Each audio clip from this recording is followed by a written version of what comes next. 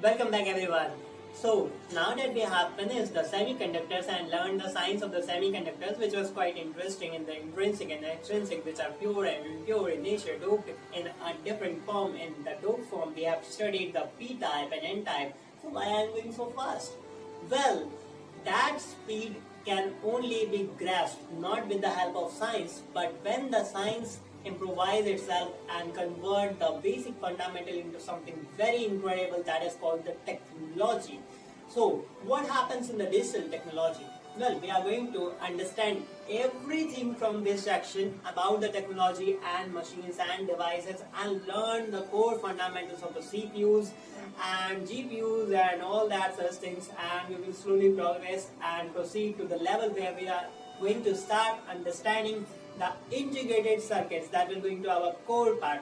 But for now, why I chose to come here and pause the lesson for you that you have continuously studied? Well, let me tell you that if you have crossed all the paths, congratulations, because you have made a great progress in understanding the science. So what now? Well, to give you a glimpse about that how this science actually works and very basic fundamentals, I have added the LEDs, solar cell and other such little bit teeny tiny of applications that we use every single day on the massive scale, like the solar panels. So how they are actually working. So we are going to start with that, and as you know, that is going to be the future, as in the sustainable technology. That is one of our biggest bet is solar panels and solar energy. So we are going to learn on that.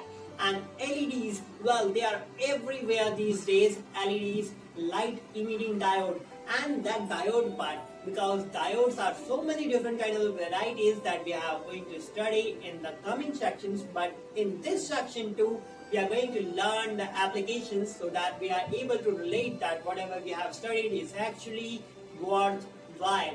So it's gonna be a challenging part for both of us, me to teach you and you to understand that how these significant, seemingly insignificant semiconductor science that we have learned is actually going to make up the entire circuits and entire kind of the technology.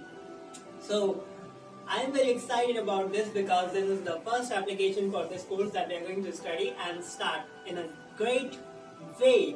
So we are going to learn together and take out your mind and open it up completely, and whatever you have studied, try to relate it, and then we are going to actually be engineer the thing that we have actually studied, and that's the engineer's playground that we have going